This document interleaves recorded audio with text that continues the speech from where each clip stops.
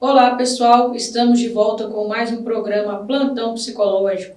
Hoje temos a presença ilustre da psicóloga Laís, que atua como psicóloga social na Prefeitura Municipal de Jataí. Seja bem-vinda, Laís. Muito obrigada. E agora ela vai falar para a gente um pouquinho sobre a atuação do psicólogo social, né? Quais são as demandas e fazer um breve resumo. Lembrando que a psicologia ela tem 11 áreas de atuação e, como foi dito anteriormente, a gente vai estar trazendo psicólogos que atuam nessas diversas áreas, né? Para falar um pouquinho para o pessoal sobre como é o trabalho deles. Então, Laís, o que você tem para falar para a gente sobre a psicologia social?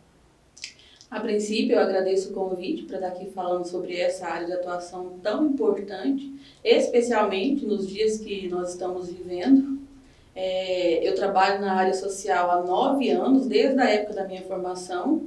A minha formação ela já foi muito voltada para a área social, desenvolvendo ações comunitárias, realizando estágio nos diversos equipamentos que compõem a assistência social. Então, quando eu me formei, eu já comecei a atuar no CRAS e de lá para cá eu nunca mais saí dessa área. A princípio, a gente precisa entender que a psicologia social ela vem trabalhando tanto a questão da subjetividade humana, mas relacionada ao contexto social.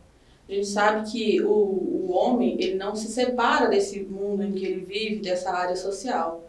Então, o nosso maior foco de atuação é nesse. Como que se constrói na coletividade os aspectos subjetivos do ser humano, da população, e como que ele influencia para propiciar saúde ou adoecimento, e como que está relacionado às causas sociais. Ah, interessante. E você trabalha na Secretaria de Desenvolvimento Social e Cidadania, é isso? Será que você poderia falar para o pessoal de casa como é o seu trabalho lá e o que a Secretaria de Desenvolvimento Social e Cidadania tem feito para ajudar a população? Sim, eu atuei no município de Serranópolis, no CRAS, no Centro de Referência de Assistência Social, por 3 anos. Fiz concurso no município de Jataí, passei e retornei aqui também atuando no CRAS. Porém, desde o final de 2017, eu estou trabalhando diretamente na Secretaria de Desenvolvimento Social e Cidadania.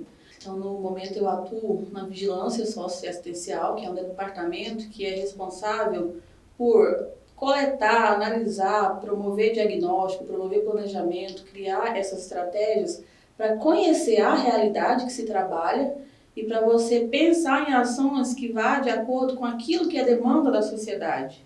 Então, é uma área que faz o processo de conhecimento do território, identifica quais famílias eu tenho, quais demandas eu tenho, qual é a capacidade que eu tenho de resposta para essas demandas que surgiram, porque eu estou analisando tanto os riscos como as oportunidades que tem em cada território, para de fato conseguir fazer um planejamento que vá suprir as necessidades identificadas. Eu tive o prazer de fazer estágio em Canaís, né? Eu fiz um estágio lá no CRAS do bairro Mauro Bento. Foi uma experiência muito rica para mim, assim, para entender como funciona, né? Como que é a atuação do psicólogo social. A gente também tem muito contato com a comunidade, com as demandas da população no contexto geral, né? E a gente vê o tanto que é importante o trabalho desenvolvido pelos psicólogos sociais e também por essa secretaria, né? Que é uma secretaria que está apoiando o povo nas suas necessidades. Muitas pessoas ali precisam de cesta básica, de roupas, e a população também colabora, né, de uma forma que eles estão sempre doando roupas e alimentos, e a secretaria repassa. Então o CRAS fazia esse trabalho, né, roupas, alimentos, tem também a parte esportiva, que auxilia a população no contexto geral, porque muitas das pessoas que moram nessas localidades, que são considerados bairros onde a população é uma população vulnerável, né, elas não têm condições de pagar uma atividade física, uma atividade de lazer, e aí o CRAS proporciona, lá junto com o CRAS, né, nas praças, nas oficinas, proporciona para a população essa interação, né, tanto com o esporte quanto com a cultura. E lá na Praça Céu isso é bem nítido, né, existem atividades esportivas e atividades culturais que são realizadas lá. Para mim foi uma experiência muito rica durante a minha formação, e eu gostei bastante, né? Acho que os psicólogos sociais precisam ser mais valorizados, e uma demanda que a gente está tendo agora, muito grande, é também de psicólogos clínicos, né, atendendo a população no contexto geral de forma gratuita, né? O pessoal tem pedido por psicólogos lá para esse tipo de atendimento, Laís? Na verdade, você tocou em 3 pontos aí que são super importantes de discutir. O primeiro, a atuação. O psicólogo ele passou a ser obrigatório nas equipes de referência de atendimento da área social em 2011, quando o Conselho Nacional de Assistência Social elencou algumas categorias que compõem as equipes e nele determinou o assistente social e o psicólogo como obrigatório. Outras também compõem essas equipes de referência, mas não com esse caráter obrigatório. E uma outra coisa que se percebe, a formação dos psicólogos ainda exige uma atenção mais especial para a área social. Atualmente, quase todas as cidades brasileiras têm equipamentos de assistência social. Então, ela é uma política pública que geralmente emprega muitos profissionais. Então, várias delas, tanto o SUS quanto o SUAS, que é o Sistema Único de Assistência Social, muitas vezes é o primeiro emprego do profissional que acabou de se formar. Então, essa formação ela também precisa ser ampliada para contemplar essa área social, comunitária, experiências práticas, né, desde a graduação, para que quando venha para o trabalho já tenha uma visão sobre o que é, como que funciona, o que quer dizer essa política pública, qual que é a minha atuação. Porque sempre tem aquele estigma, aquela visão do psicólogo quando um profissional que está ali para fazer terapia, que está ali para prestar um atendimento clínico. E na área social não é assim que funciona. Nós trabalhamos numa vertente social, onde se considera sim a subjetividade do usuário que vai ali demandar um serviço, mas sempre pensando que eu estou ali para garantir direitos e para garantir a proteção social. E aí eu entro no segundo ponto. Uma outra coisa que a gente não pode associar seria o serviço de proteção social com o simples fato de ir lá solicitar um benefício. Porque o benefício ele faz parte de uma ação, mas de um todo maior, que seria o acompanhamento e o trabalho social com as famílias. Então, se você for pensar, se eu for explicar aqui de uma forma muito rápida, a assistência social ela é dividida em proteção social básica, que essa geralmente é executada nos CRAS, no Centro de Referência de Assistência Social, e tem como foco você trabalhar com a prevenção e promoção. Você previne riscos, você previne situações de vulnerabilidade social, de violação de direitos e você promove a família. O nosso foco sempre é trabalhar a matricialidade sociofamiliar, ou seja, o foco na família. Você desenvolve o que ela tem de potencialidade, você fortalece a autoestima dela, você trabalha o convívio dela, tanto familiar quanto comunitário. E quando surge alguma vulnerabilidade, que pode ser material, quando de fato eu tenho uma carência material de alguma coisa e eu preciso, e nesse caso benefício eventual, a cesta básica, doações são um dos recursos, mas eu também trabalho a vulnerabilidade relacional, que é quando eu tenho problemas de relacionamento na família, quando eu tenho problemas de relacionamento na comunidade, então você trabalha grupos e desenvolve todo um trabalho social. Houve alguma situação de violação de direitos, a gente sobe de proteção, e aí eu vou para a proteção social especial, geralmente de média complexidade, que é ofertado no CRES, Centro de Referência Especializado em Assistência Social, e ali eu trabalho indivíduos que tiveram violações de direitos de diversas formas, negligência, violência sexual, abandono, maus tratos, discriminação e uma série de situações que colocam esse indivíduo em risco social, risco pessoal, e ali eu faço todo um acompanhamento com ele nesse nível de proteção. Se houve alguma situação em que de fato necessitou a ruptura do vínculo familiar, a presença da pessoa na casa ela gera um risco muito grande, eu preciso retirar de lá, aí eu falo que estou trabalhando na proteção social especial de alta complexidade. E aí eu já estou falando dos centros de abrigamento. Aí tem um abrigamento para criança e adolescente, abrigamento para idoso.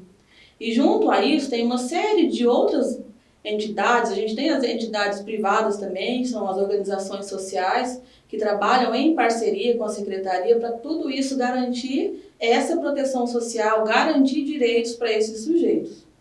Atualmente, a gente vive num contexto de pandemia. Todo esse cenário fez mudar também o nosso cenário de atendimento. Então, a gente vive um momento atípico que ninguém estava pronto para vivenciar esse momento, mas que ele exigiu que tomasse medidas diferentes para trabalhar esse atendimento. Isso é muito importante, pessoal, porque as pessoas às vezes não entendem a diferença das áreas de atuação do psicólogo, né? E às vezes eles querem que o psicólogo social atenda como psicólogo clínico. E a Laís explicou para a gente aqui a diferença, né? Então, o psicólogo clínico na rede pública, ele está disponível, acho que lá no Hospital das Clínicas, né, atualmente, que eu sei, não sei se tem algum postinho de saúde. Então, assim, a atuação do psicólogo social é diferente, né? Garantir os direitos da população, observar se tem alguma criança que está tendo, criança, adolescente, idoso que está tendo seus direitos violados, né? E às vezes tem casos, né, como ela disse, que a criança é retirada da família, a família fica sendo acompanhada, a família fica sendo assistida. E eu já presenciei também o pessoal organizando doações para famílias, né, que estão precisando, ajudando o pessoal até a fazer currículos, arrumar emprego. Então, o trabalho vai muito além do que foi citado aqui, né? E é um trabalho muito importante. Interessante a gente sempre ressaltar isso. Muito importante, como ela disse, está presente em quase todas as cidades do país. É uma área que está em expansão, principalmente agora, né, onde a demanda tem aumentado bastante. Então, eu gostaria que a Laís falasse mais um pouquinho para a gente sobre como está sendo a atuação do psicólogo social e os serviços prestados também pela Secretaria de Desenvolvimento Social e Cidadania, agora no contexto de pandemia, que a gente sabe que as pessoas estão assim mais vulneráveis, muitas pessoas passando fome, desempregadas, pessoas em riscos, desabrigadas. Como que tem sido essa demanda? Aumentou? O que tem sido feito? Será que você pode falar um pouquinho para a gente? Sim. É importante salientar aqui que a atuação tanto do psicólogo quanto dos outros membros que compõem a equipe de referência consiste em ofertar atendimento, acompanhamento familiar e encaminhamento. Quando há necessidade, ela não é da nossa política pública de assistência social. Então, quando eu solicito um atendimento que seria da saúde, por exemplo, atendimento clínico com o próprio psicólogo, se for da saúde, a gente trabalha com encaminhamentos. Quando eu preciso de uma demanda que é da política pública de educação, também se trabalha com encaminhamentos. E aí a gente busca fortalecer a referência e contra-referência para que, de fato, seja garantido o direito desse usuário que vai lá solicitar. Então, em tese, um dos principais conceitos que precisamos trabalhar quando atuamos na área social é a questão da interdisciplinaridade e intersetorialidade. Interdisciplinaridade por quê? Porque não trabalhamos sozinhos. A gente trabalha dentro de uma equipe e geralmente fazendo dupla com o assistente social. E aí dentro dos serviços, a atuação, vamos dizer assim, as tarefas executadas são iguais para os dois profissionais. O que muda é o olhar que eu tenho relacionado àquele indivíduo, àquela família, àquela situação, que somando com o olhar do outro profissional, vai dar uma visão integral daquela situação, daquele indivíduo e vai dar uma resposta mais adequada e mais responsiva. Atualmente, sim, houve uma demanda muito grande, houve um aumento de demanda em relação a benefícios eventuais, especificamente cesta básica. Tanto é que a própria Secretaria já tem feito parcerias com uma série de outras instituições para arrecadar alimentos, para auxiliar na entrega e na oferta desse benefício para um número maior de pessoas. Então, nós tínhamos ali um número X de famílias que já eram acompanhadas, que geralmente já requeriam um benefício, e isso aumentou intensificadamente. É claro que mudou as relações de trabalho também, muitas vezes o comércio precisou ficar fechado, muitas pessoas perderam o emprego, perderam o sustento, né? Perderam a capacidade de trabalhar para garantir o sustento, e isso teve sim um impacto social muito grande aqui no município. E esse atendimento está sendo ofertado, tomando, claro, todas as medidas de prevenção. Tem se priorizado o atendimento remoto, o atendimento via telefone, reduziu-se drasticamente as atividades coletivas, então nós temos o serviço de convivência e fortalecimento de vínculo, que trabalha em grupos, para criança, adolescente, para idosos. Estes foram suspensos nesse período da pandemia para prevenir e não levar nenhum risco para a saúde dos usuários nem dos profissionais que atuam nesse serviço. Os atendimentos dos CRAS geralmente estão sendo realizados por meio de agendamento para que não tenha aglomeração nos espaços ali. Então teve que readequar todo esse serviço para lidar com esse novo momento que a gente está vivendo. Porém, aquele trabalho que é essencial, o acompanhamento familiar, o acompanhamento desses usuários, ele continua sendo feito e é ainda a nossa prioridade, mas com certeza no momento a maior demanda é a necessidade de benefícios. É muito triste, né? A gente está numa situação dessa, onde as pessoas estão precisando até de alimentos. A gente vê aí também nas redes sociais que as pessoas às vezes não têm condição de pagar aluguel, não têm condição de pagar água, não têm condição de pagar a luz. Mas, felizmente, a população jataiense é muito solidária, né? O pessoal está sempre se organizando para estar ajudando essas famílias e acaba ajudando também, né, a Secretaria de Desenvolvimento Social e Cidadania, porque a população colabora, a Secretaria também colabora. Muitas vezes não tem condição de colaborar com tudo, né? Aí entra a população, alguns comerciantes também fazem campanhas. Então, como a gente pôde perceber pela fala da Laís aqui, a psicologia social é muito importante, né? Os psicólogos que atuam nessa área precisam ser valorizados. É importante a população entender as diferentes áreas de atuação do psicólogo, entender o trabalho do psicólogo, né? Porque o psicólogo acaba sendo um parceirão ali, né? Faz o encaminhamento, intermedia, né? Quando a criança sofreu alguma violência, quando a criança precisa ser encaminhada para o serviço de convivência, também intermedia em relação ao idoso, em relação aos adolescentes, ajuda as famílias a conseguirem benefício, fazem as visitas às famílias assistidas, né? O psicólogo social consegue acompanhar também como estão as condições de moradia das pessoas, né? Se eles estão precisando de alguma coisa, se as crianças estão indo às escolas. Então, assim, é uma garantia de direitos para as crianças, para os jovens, para as famílias, para as mulheres, né? Que aqui já está aí, também existe muita demanda em relação à violência contra as mulheres. Então é um trabalho muito importante, precisa ser valorizado. E a gente vai pedir a Laís aqui para falar um pouquinho sobre o que ela acha da importância, né, da atuação do psicólogo social. Na minha opinião, né, como eu já disse, é uma área muito importante. Tive o prazer de fazer aí o estágio nessa área. Só que a gente sabe que na nossa universidade, assim, como são só 5 anos, na faculdade, universidade que a pessoa faz psicologia, aí às vezes não dá para você fazer estágio em todas as áreas, né? Eu tive o privilégio de fazer na área de social. E nem todos têm esse privilégio, mas é uma das áreas onde existe mais demanda, né? Sim. Eu falo que a assistência social ela é uma política pública muito nova ainda. Nova em termos de regulamentação. Ela ganhou muito impulso com a Constituição de 88, porém ela só foi regulamentada mesmo como Sistema Único de Assistência Social em 2005. E a inserção obrigatória do profissional de psicologia só aconteceu em 2011, então é tudo muito recente. Enquanto ela estava se fortalecendo e se formando enquanto política pública, muitos dos profissionais que atuam nela hoje também estavam se graduando, também estavam passando pelo processo de formação. E aí ele chega numa política pública que é nova e que já tem uma série de desafios para ser enfrentados, e ele precisa superar o atendimento clínico, ele precisa desconstruir uma série de ideias que foram criadas a respeito da atuação do psicólogo lá dentro, mas ele exerce um papel fundamental. Eu falo que todas as áreas têm sua importância, todas as áreas contribuem para o desenvolvimento do ser humano, para pensar no ser humano, pensar na subjetividade do indivíduo de forma mais saudável. Porém, na assistência social, o psicólogo ele é fundamental para ajudar a reconstruir a história de vida daquelas famílias e dos usuários que passam por lá.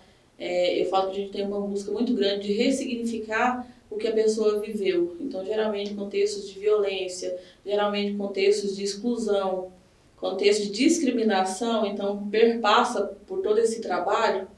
E aí é de fundamental importância. E esses espaços aqui também, para estar falando, para estar discutindo, para estar apresentando o que se faz, é de fundamental importância também, porque é uma forma também de desmistificar o serviço. É uma forma de você tirar essa ideia de que seria só a concessão de um benefício, de que geralmente quem procura assistência social é porque precisa de alimento, é porque precisa de alguma coisa. Na verdade, trabalhando com a família, trabalhando com o contexto, trabalhando com o território, você passa por todas as vulnerabilidades, por todas as necessidades da família. E pensando agora nesse período de pandemia, e de uma forma social, de uma forma coletiva, eu acho que nunca foi tão necessário você pensar coletivamente e entender que, às vezes, cuidando de você, você está cuidando das outras pessoas também. Não tem como você garantir a sua saúde, garantir a sua sobrevivência no momento que a gente vive, sem pensar de forma coletiva, porque a ação do outro vai impactar diretamente na minha qualidade de vida ou não, na minha saúde ou não. E aí a gente precisa também começar a pensar que a gente oferta proteção social, mas esse período aumentou algumas desproteções em que as pessoas, em que os indivíduos vivenciam. Por exemplo, a regra é que você fique em casa, que você pratique o isolamento, que você lave as mãos com frequência, que use álcool em gel. Então, aquelas pessoas que já estavam em situação de vulnerabilidade, a tendência é que essa vulnerabilidade se aumenta, porque se você pensa, o morador de rua, como que o morador de rua vai cuidar da própria saúde? Como que ele vai lavar as mãos com frequência? Como que ele vai utilizar o álcool em gel se muitas vezes ele não tem o alimento, ele não tem um ponto de referência para ele ficar, para ele se sentir protegido? Como que uma família com 8 pessoas numa casa de 3 cômodos, se um pegar Covid, por exemplo, como é que vai se isolar dos outros se eu não tenho espaço de isolamento ali? Então, eu falo que a psicologia, o psicólogo e todos os outros profissionais, a gente tem que olhar para essas situações de uma forma até despatologizar. Eu não vou mais considerar que o indivíduo é culpado pela situação que ele está. Não. Uma situação social, muitas vezes permeada por desigualdade, vai causar e vai levar ele à situação que ele está. Então, a gente precisa pensar nesses contextos e aí quando proteger aqueles que mais precisam de proteção também. Então, tudo isso passa pelo nosso trabalho, tudo isso tem que ser pensado e analisado para que, de fato, eu oferte um serviço que vá atender essa demanda e que vá, de fato, proteger pessoas. O principal objetivo é esse, garantir direitos e garantir essa proteção social que muitos não têm e não têm por conta de um contexto muito desigual que nós vivemos e que, muitas vezes, ele é aumentado quando surgem essas situações de saúde pública. A nossa política pública, de uma forma geral, ela vem sofrendo uma série de reduções, até mesmo na questão do orçamento, das equipes. Então, tem sido um desafio muito grande trabalhar e fazer um serviço eficiente. Isso que a Laís acabou de falar é muito importante, né? Porque, infelizmente, além das pessoas estarem passando por privações, às vezes passarem até fome, falta de coisas para suprir até as necessidades básicas, ainda às vezes tem um preconceito social, né? De gente que acha que a pessoa está naquela condição porque ela quer, porque todos têm oportunidades iguais, e a gente sabe que não é bem assim, né? Que a oportunidade das pessoas é diferente, porque tem gente que já nasce num contexto, assim, às vezes num contexto de uma situação de uma família que tem poucas condições financeiras, às vezes a pessoa tem que escolher entre trabalhar e estudar, né, e várias outras questões. Então, assim, não dá para a gente dizer que todos nós temos as mesmas oportunidades. Então, baseado em tudo que a Laís falou aqui, na minha concepção, o psicólogo social também serve para garantir os nossos direitos básicos, né, que é a saúde, a educação, o esporte, a cultura, o lazer, e isso é muito importante, né? A figura do psicólogo social faz a ligação, os encaminhamentos e acompanha as famílias para que esses direitos sejam garantidos. Agora, para finalizar, eu vou estar perguntando para a Laís aqui o que ela está achando, para ela fazer uma análise social do que está acontecendo com as pessoas agora na pandemia. Ao meu ver, as pessoas estão mais ansiosas e mais deprimidas. O que você acha sobre isso? Você tem percebido que elas estão mais ansiosas, mais deprimidas? Essas demandas têm chegado para vocês também? Antes de tocar nesse assunto específico, é interessante falar na questão da culpabilização do indivíduo pela situação que ele se encontra. E esse foi uma das grandes inovações, nem seria o termo inovação, mas trazidas pelas normativas, né? O indivíduo não é culpado pela situação que ele se encontra. Então, quando você fala sobre meritocracia num país totalmente desigual, onde A maioria das pessoas não tem a mesma oportunidade desde que nasce. A maioria das pessoas já nascem em desvantagem. E aí eu falo, não, mas se você quiser, você vai lá e consegue. E muitas vezes não é bem assim, não é só querer que você vai lá e consegue. Tem todo um contexto social que às vezes impede que você desenvolva da maneira que você tem potencial para desenvolver. Então tem muitas coisas que podem interferir também. E por isso que nesse contexto, nessa situação, é muito inadequado você falar sobre meritocracia, você falar apenas sobre força de vontade num país desigual como o nosso. Não é bem assim que as coisas funcionam na prática. E ainda na questão das desproteções, e quando você fala da questão do isolamento, de ficar em casa, e aí já começa a associar com essa questão dos transtornos emocionais, de quanto que isso impacta na nossa qualidade ou na saúde mental, aumentou também o índice de violência contra a mulher, violência contra a criança e adolescente, porque está todo mundo em casa, num contexto de pandemia, onde eu estou em casa porque eu não posso sair para trabalhar, porque senão eu corro o risco de ficar doente, de perder até a própria vida, mas ao mesmo tempo ficando em casa, eu não vou conseguir garantir o sustento da família, eu não vou conseguir trazer alimentação, pagar as dívidas e fazer tudo aquilo que é necessário para uma saúde mental de qualidade. E com certeza isso tem aumentado sim a angústia, tem aumentado sim a ansiedade, porque é um futuro incerto. Eu creio que todo mundo que vivenciou essa pandemia no ano passado acreditava que esse ano as coisas já estariam melhores, né? A vacina já teria saído para todo mundo e que o cenário seria outro. Porém, quando entrou 2021, a gente verifica que parece que a situação está pior do que no ano passado.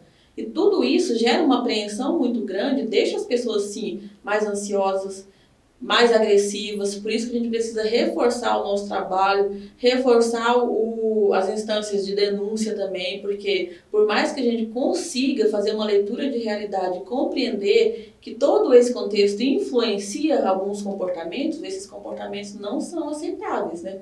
Violência não pode ser aceitável, nenhum tipo de conduta, criminalidade não é aceitável. Então, assim, nós, enquanto sociedade, enquanto Estado, precisamos estar sempre vigilantes, atuando para inibir e coibir esses tipos de prática. Mas sim, a população com certeza está com um índice de ansiedade muito maior. Por outro lado, né, para a gente fechar aqui falando de coisas positivas, a gente tem visto aí várias iniciativas para ajudar as pessoas, né, a população mais solidária e auxiliando aí o seu semelhante, como a gente tinha falado antes. São campanhas do comércio, de pessoas comuns, todo mundo colaborando da forma que pode. Eu estou muito feliz de ver essas atividades que estão acontecendo, principalmente aqui na nossa cidade. Tenho muito orgulho de dizer aqui que eu sou jataiense e que a população da minha cidade é muito solidária. Então, assim, por enquanto estamos nessa pandemia, mas em breve, creio eu, que tudo irá acabar e nós vamos sair dessa pandemia mais solidários, né, Laís? Então, eu gostaria de agradecer você pela presença, gostaria de agradecer todos os telespectadores, dizer que a gente vai estar trazendo aí mais convidados especiais nas próximas semanas. Quero trazer psicólogos que atuam em outras áreas e também quero ver se eu trago um psicólogo que atua no CRES.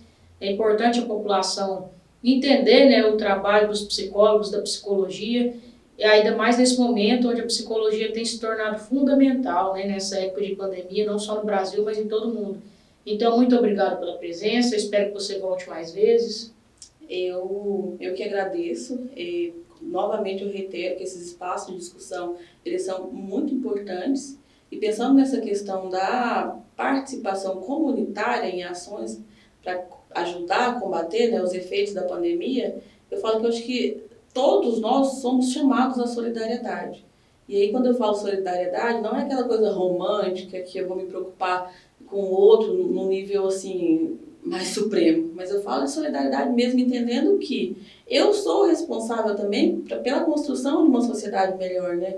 Pela construção de uma sociedade mais igualitária.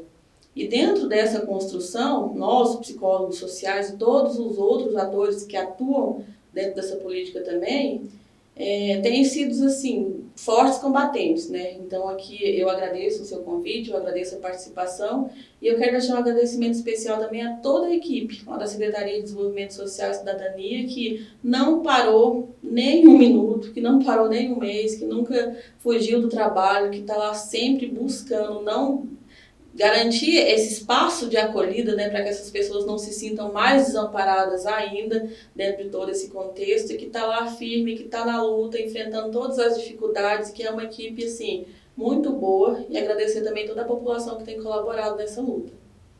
Eu quero completar aqui a fala da Laís, né, terminar o programa, convidando a população para que a gente possa se unir, ajudar uns aos outros e que a gente saia dessa pandemia mais solidários, né, com mais empatia com o nosso próximo e mais unidos. Muito obrigada e até o próximo Plantão Psicológico.